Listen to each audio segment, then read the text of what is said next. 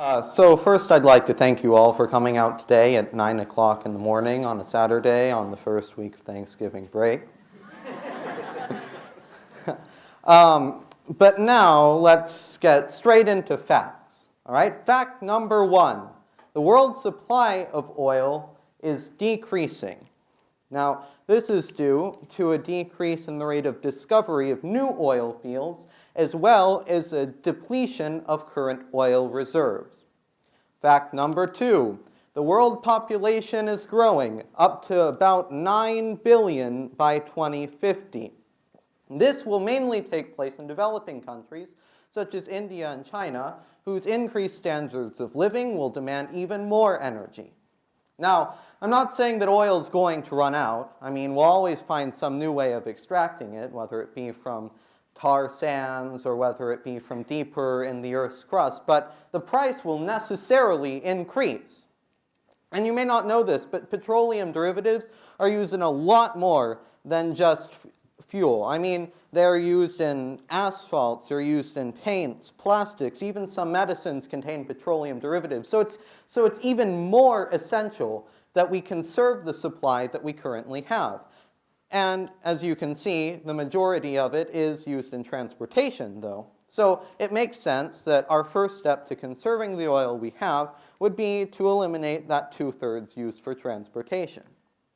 Now, there have been some proposals to do this. They include natural gas and hydrogen. And personally, I don't like natural gas very much as a long-term solution because, I mean, even though it's supposed to last us for 100 years, well, that's just putting off the problem. We're just leaving it for the next generation, and that isn't a sustainable way to look at things. And, well, besides that, natural gas is supposed to be the cleanest of the fossil fuels. Isn't that an endorsement? In 2004, natural gas released 5.3 billion tons of carbon dioxide into the atmosphere. And besides that, the actual process of extracting natural gas from the Earth can leak methane into the atmosphere, which is 4 times as potent as a greenhouse gas than carbon dioxide. So, you know, it's finite and it's relatively dirty. Unlike hydrogen, well, I guess hydrogen is finite. I mean, only 75% of the universe is hydrogen. But I don't think we'll be running out of it anytime soon.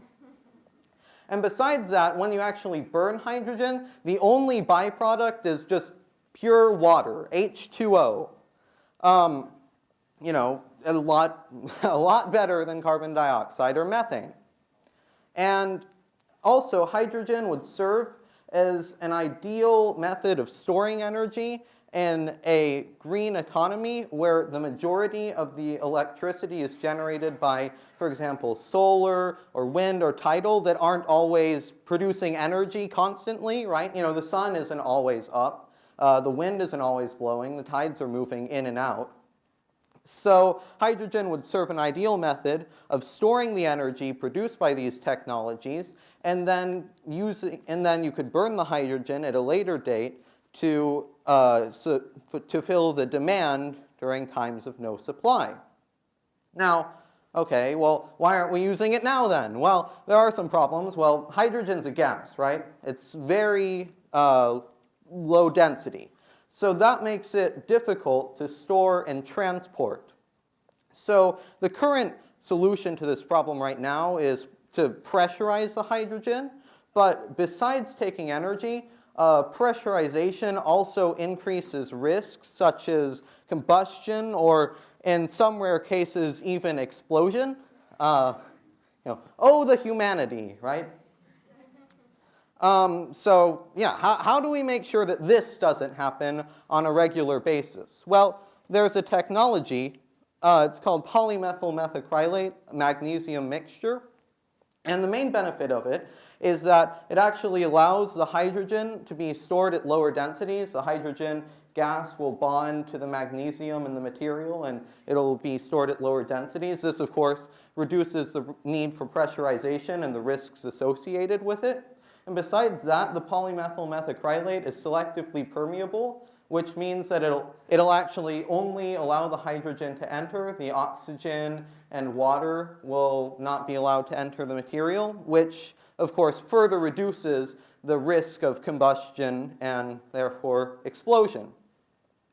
But there's also another main problem, and it's that we don't really have the infrastructure for hydrogen right now, right? You can't go to your gas station and get hydrogen pumped in, then it would be a hydrogen station, right?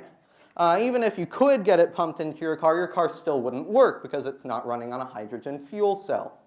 So as for the solution to this problem, well, it won't happen overnight. It can't. Right? You won't wake up one day and all the cars will be running on hydrogen fuel cells and all the gas tanks will be refitted with hydrogen pumps and everything will be fantastic and everything will be magical. That won't happen. It'll have to be a more gradual process. There might be one company that produces a hydrogen car, and there might be a few gas stations in some major cities that start to include hydrogen pumps and et cetera, and then it grows. Kind of like what's happening with electrical cars now with their lithium-ion batteries, except unlike lithium-ion batteries, hydrogen fuel cells won't contain rare and possibly toxic and easily degradable materials.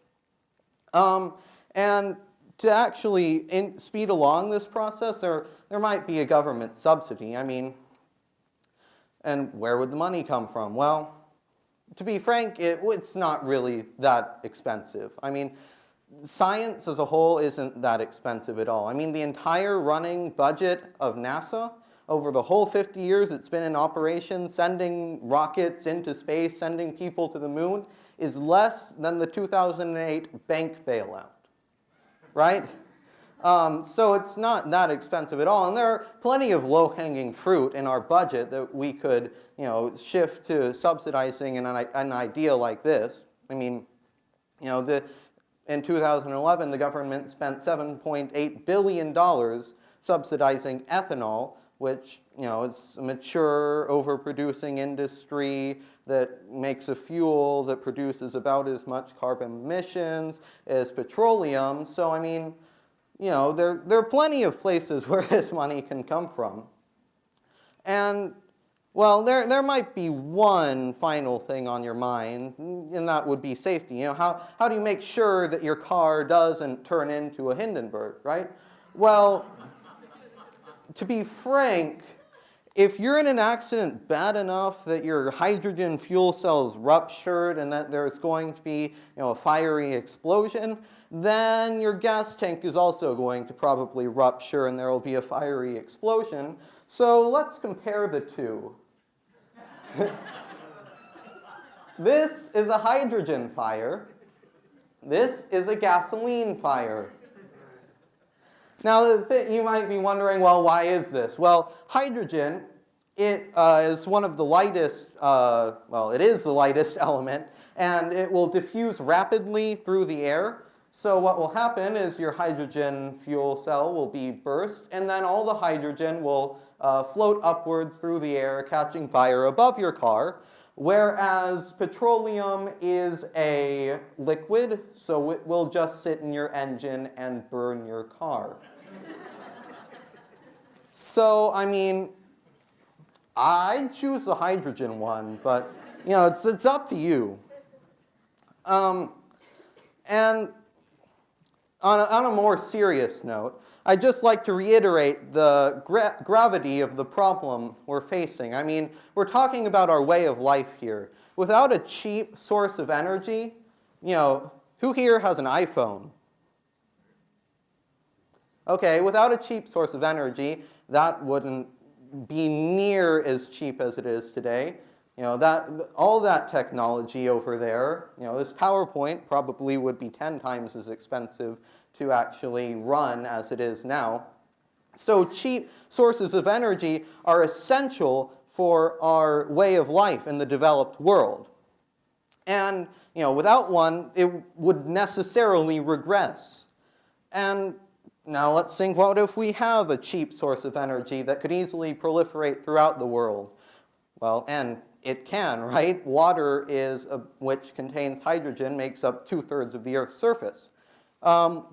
If we do have a cheap source of energy, then, for example, desalination, the main problem to that right now is that it's very energy inefficient, so it costs a lot of money. But if we have a cheap source of energy easily available in developing countries that don't have ready access to clean water, well, that problem is pretty much solved, right? And then, that would, whole problems of the world right now of supply would be, easily eliminated. So there's a bright future ahead of us if we're able to create some type of, easily proliferatable, cost-effective technology, like, for example, the hydrogen with the polymethyl methacrylate. And I guess, let me be frank, I'm 14. I don't know what our scientists right now are working on that might completely revolutionize the entire energy picture. But I do know that it's absolutely essential that that technology be supported and implemented.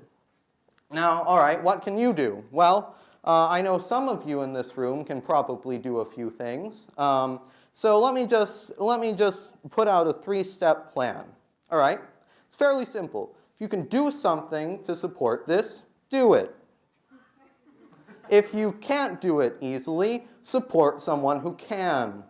And most of all, educate yourself about the issues involved. Educate yourself about energy and the various technologies that we might use, because by having an educated population that can choose which technology they want and which technology would best carry us into the future, we will be able, I do believe, to win this race against time that we so dearly need to win, that our entire civilization depends upon.